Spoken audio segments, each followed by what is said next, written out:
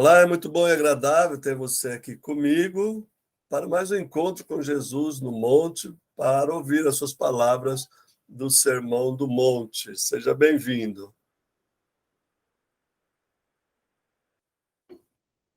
Hoje vamos continuar o estudo do Sermão da Montanha, na sua introdução, que ocupa o capítulo 5, do verso 1 ao verso 20. É bem importante que você reveja os vídeos anteriores, os encontros anteriores, para que possa seguir cada passo da exposição do Sermão da Montanha. E não esqueça, é claro, de partilhar com seus contatos, com as pessoas que você ama, pessoas que possam ser edificadas com essa mensagem, com essa série de estudos. Deixe o seu like aí, se inscreve no canal, assim você estará colaborando com o nosso ministério da divulgação da palavra. A introdução ao Sermão da Montanha, que ocupa, como eu já disse, os 20 primeiros versículos do capítulo 5, é dividido basicamente em 3 partes, mas a moldura. A moldura é o verso 1 e 2, compõe, então, a localização que Mateus coloca Jesus na montanha. Nós já vimos que Lucas coloca Jesus numa planura, e essa moldura vai se fechar lá no capítulo 7, lá no finalzinho do capítulo 7, versos 28 e 29. Esta introdução está dividida em 3 partes. A primeira parte, do verso número 3 ao verso número 12, nós encontramos as bem-aventuranças. Do verso número 13 ao verso número 16, nós encontramos 2 figuras bem conhecidas de todos nós, que é o sal da terra e a luz do mundo.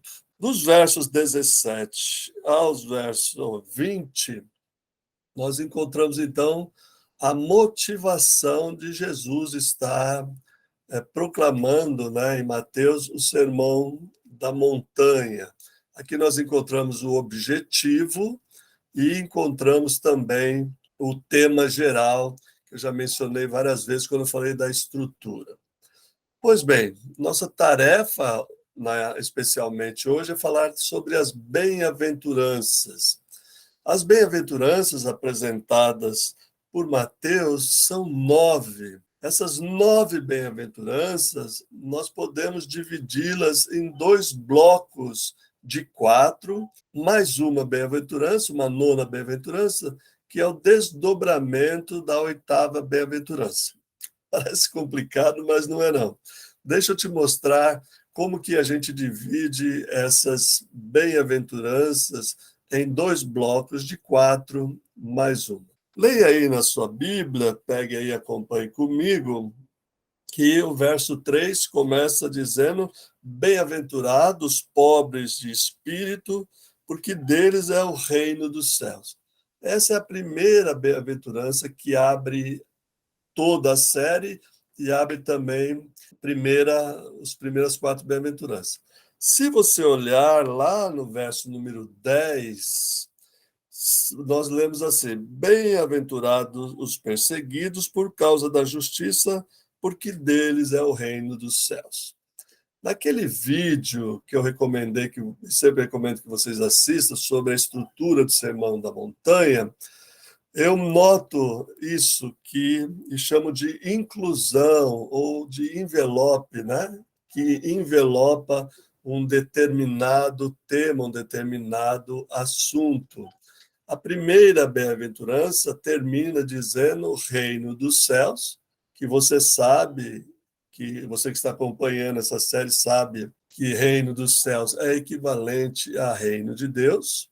8ª bem-aventurança, que fecha a série então de 4 e 4, também tem reino dos céus. Então aqui a gente tem esse envelope, essa inclusão, essa repetição de reino de Deus, fechando assim esse bloco de 8 bem-aventuranças. Outro detalhe importante que eu chamo a sua atenção é para a repetição da palavra justiça. Observe que no verso número 6 está escrito assim: bem-aventurados que têm fome e sede de justiça, porque serão fartos. Essa é a quarta bem-aventurança. Agora volte lá no verso número 10 e observe que a palavra justiça se repete novamente. Bem-aventurados perseguidos por causa da justiça, fechando assim a segunda série de 4 bem-aventuranças. Essas palavras, reino dos céus, engloba no início e no fim, engloba as 8 bem-aventuranças. E a palavra justiça, na quarta bem-aventurança e na oitava, mostra que nós temos duas divisões bem claras aí. Bem, você pode perguntar, mas como isso ajuda a ler o texto, pastor? Isso ajuda a ler o texto porque tudo vai girar em torno da justiça e do reino dos céus, ou reino de Deus. Vai girar em torno dessa dupla, né? Vamos chamar assim, ou dessa dupla de conceitos que percorre todo o Sermão do Monte, que é inclusive o seu tema. E na pregação de Jesus, como nós já vimos e mencionamos no capítulo 4, verso 17, ele diz: daí por diante passou Jesus a pregar e a dizer: arrependei-vos, porque está próximo o reino dos céus. Então aqui nós temos os dois conceitos básicos, fundamentais de todo o desenvolvimento do Sermão da Montanha, que são conceitos que atravessam todo o Evangelho, certamente, mas que especialmente direcionam o nosso olhar, direcionam a nossa leitura e a nossa interpretação do que vai ser dito em todo o sermão. Não é por demais dizer, né, que isso é uma introdução. E uma introdução serve exatamente como um programa de leitura, como um direcionamento de leitura. Se nós captarmos este artifício literário, essa maneira, né, literária do Mateus, colocar essas duas palavras aqui, repetir 2 vezes a expressão reino de Deus e 2 vezes a palavra justiça, a gente vai conseguir trabalhar com foco, ler com os olhos do próprio Mateus. A outra coisa interessante é a nona bem-aventurança. A última bem-aventurança é um desdobramento da oitava bem-aventurança. Note bem na sua Bíblia aí. O verso número 10 falou assim: bem-aventurados os perseguidos por causa da justiça, porque deles é o reino dos céus. O verso número 11 diz assim: bem-aventurados sois quando por minha causa vos injuriarem e perseguirem e mentindo disserem todo o mal contra vós. Regozijai-vos, exultais, porque é grande o vosso galardão no céu, nos céus, pois assim perseguiram aos profetas que viveram antes de vós. Então, bem-aventurados perseguidos da oitava bem-aventurança, é desdobrado mostrando como que essa perseguição vai se dar. Se você olhar no final do Sermão da Montanha, que é o final do capítulo 7, você vai perceber a preparação no capítulo 8, no capítulo 9, de curas e milagres de Jesus, até chegar no capítulo 10, onde Jesus, em um longo discurso de 42 versículos, dá as instruções para os seus discípulos e diz que eles serão perseguidos, porque eles serão levados em frente às autoridades, serão levados em frente ao Sinédrio, que era a corte máxima, né, do judaísmo naquela época, não serão recebidos em determinadas casas, serão hostilizados, e a conclusão de Jesus é: eu envio vocês como cordeiros, ovelhas, para o meio de lobos. Então, esta antecipação no Sermão da Montanha, dessa perseguição, dessa hostilidade por causa do reino de Deus, é um alerta inicial para aqueles que de fato querem seguir Jesus. É um alerta para que os seus seguidores, suas seguidoras, estejam preparados ou sejam preparados para enfrentar a hostilidade, esse mundo hostil para o qual eles serão enviados, que é o nosso caso, né? A hostilidade que sofremos por causa do Evangelho está dentro dessa perspectiva. Mas por que é bem-aventurado? Porque nós podemos nos regozijar e exultar, porque fizeram assim com os profetas, fizeram isso com João Batista, fizeram com Jesus e, em muitos casos, fizeram com muitos pais da igreja, com muita gente cristã através dos séculos, e continuam a fazer, do qual nós somos parte também dessa herança. Então, a nona bem-aventurança é um desdobramento da oitava bem-aventurança. É importante observar que a oitava bem-aventurança, no verso 10, fala dos perseguidos por causa da justiça. E a justiça está caracterizada aqui como a justiça do reino de Deus. Ter fome e sede de justiça, que é a quarta bem-aventurança, é ter fome e justiça do reino de Deus. Quando eu comentar Mateus capítulo 6, né, no verso 33, que fala: buscai, pois, em primeiro lugar o reino, todas as demais coisas vos serão acrescentadas, eu vou tocar nesse assunto novamente, sobre fome e sede de justiça. Por enquanto, nós ficamos aqui nas bem-aventuranças. Pois bem, o que é ser bem-aventurado? Na época em que o texto está sendo escrito, as palavras provêm, então, os conceitos do Antigo Testamento. No Evangelho de Lucas, no Evangelho de Marcos, no Evangelho de Mateus, bem-aventurado é uma felicitação. O anjo diz bem-aventurada, né? Quando vai anunciar o nascimento de Jesus a Maria. Quando Jesus fala da estratégia de Satanás, dos demônios, né? Uma mulher, depois que ele termina de falar, uma mulher diz: bem-aventurada aquela que te deu a luz e aquela que te e os seios que te amamentaram. Então, essa felicitação, essa palavra de encorajamento, essa palavra felicitação, tem a sua raiz no Antigo Testamento, propriamente dito. Lembre-se que o Jesus está vivendo, né? Não está vivendo o período do Novo Testamento, como a gente diz, mas está vivendo na transição entre o judaísmo do Antigo Testamento e a sua nova proposta de se praticar, então, um relacionamento com Deus em outras bases, com uma outra interpretação da Escritura, com uma outra prática espiritual, com uma outra espiritualidade, com uma outra dimensão. É possível ver essa herança nos Salmos, né?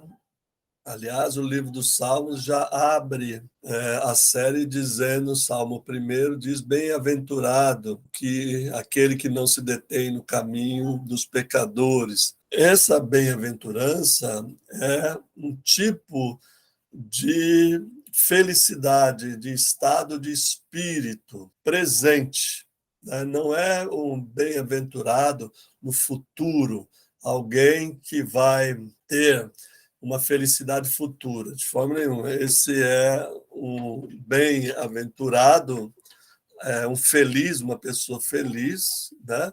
E aí o conceito de felicidade a gente precisa debater em outro momento, mas essa felicidade, esse bem-estar é presente, né? É muito importante sempre que você leia as bem-aventuranças e olhe lá no Sermão da Planura, em Lucas, como ele faz o contraste, né?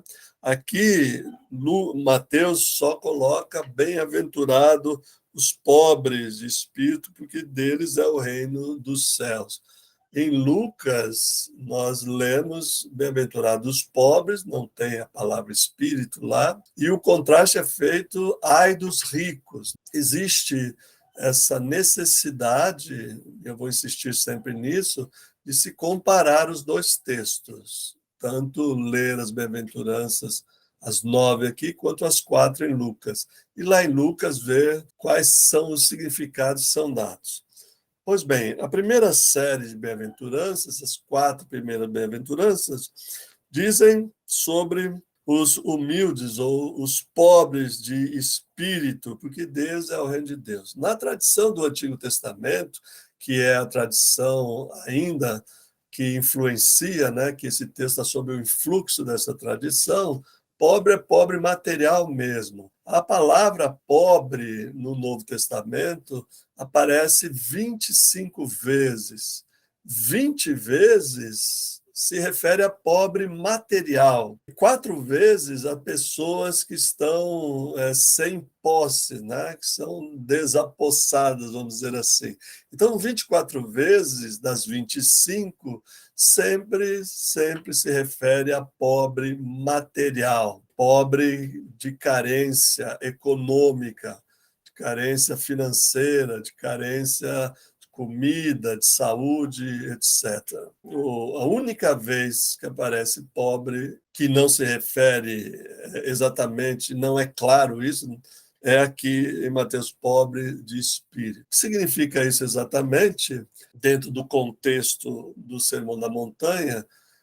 Que o pobre de espírito é aquele que tem uma atitude de devoção a uma causa, a uma pessoa, né?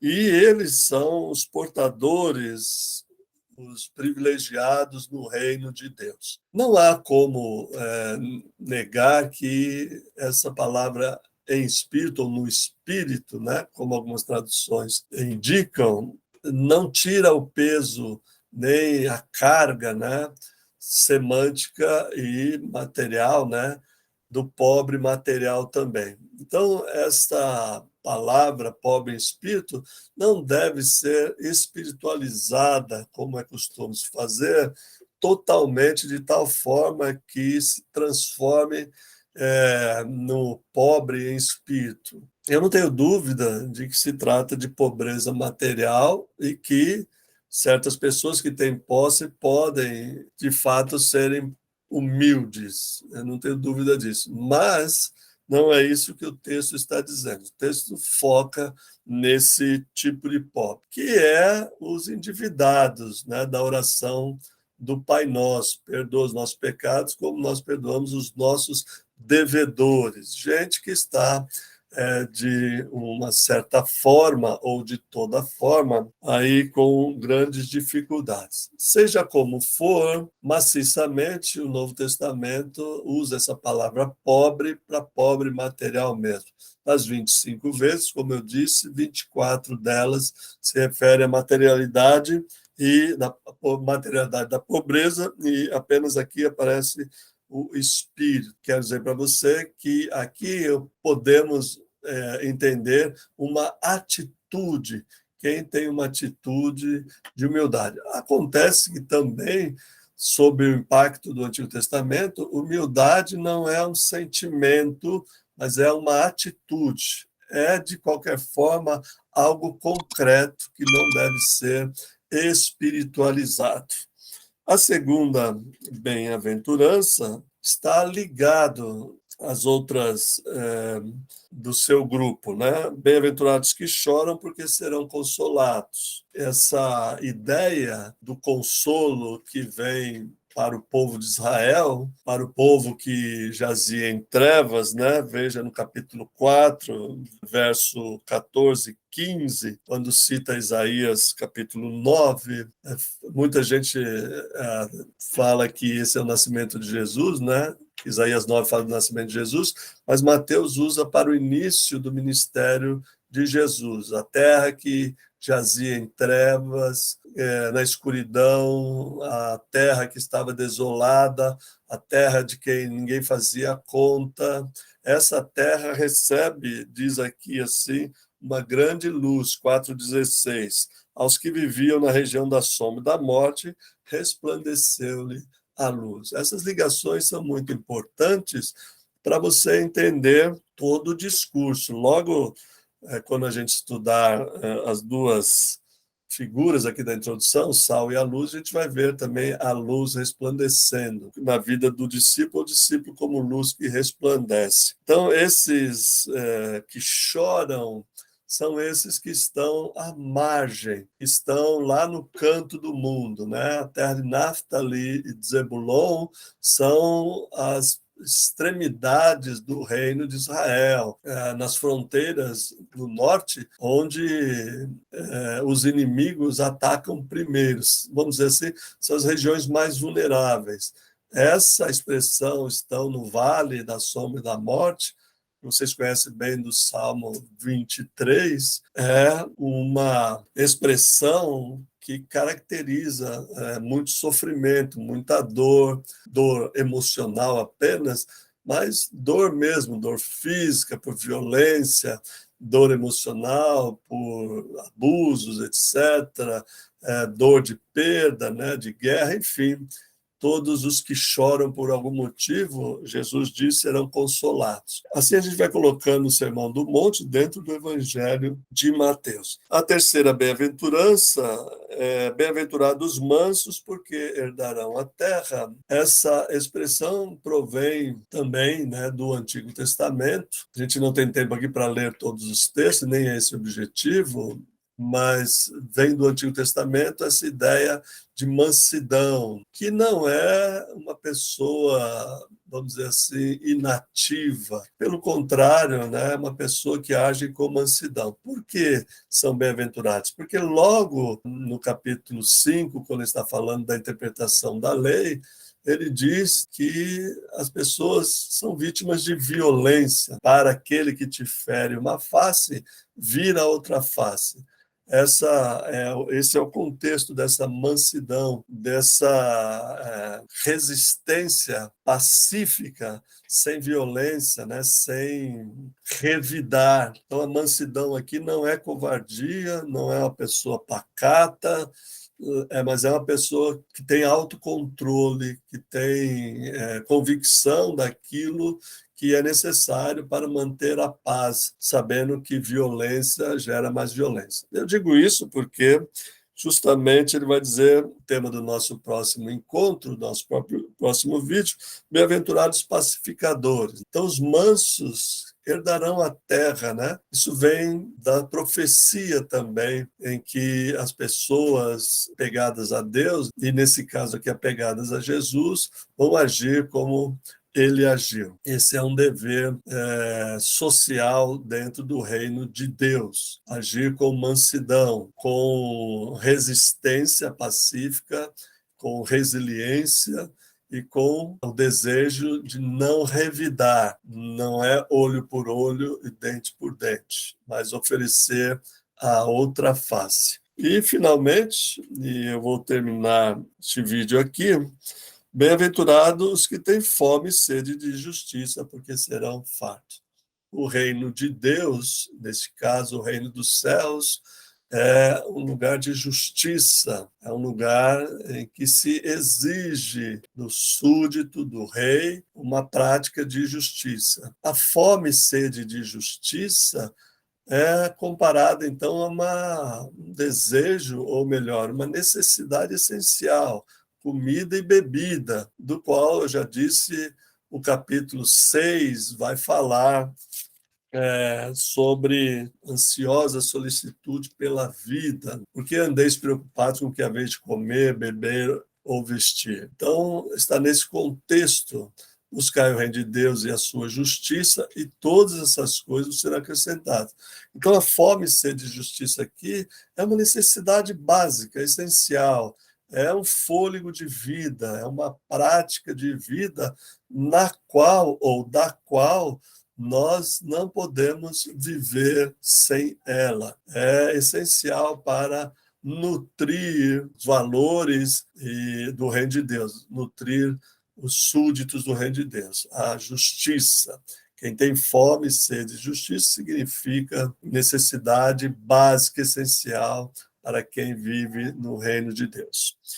Eu vou terminando por aqui, porque tem muita coisa para dizer das outras 4 bem-aventuranças, mais uma. Então, no próximo encontro, a gente volta aqui na introdução, no verso número 7, quando começa, então, a segunda série de 4 bem-aventuranças. Obrigado pela companhia, é sempre uma alegria ter você aqui. Espero que você continue firme aí, tenha dedicação, tenha paciência para esperar os outros encontros. Compartilha, dá aí um like, deixa o seu comentário, pois isso nos ajuda bastante e ajuda a divulgar. Traga outras pessoas para viver o reino de Deus. Deus abençoe.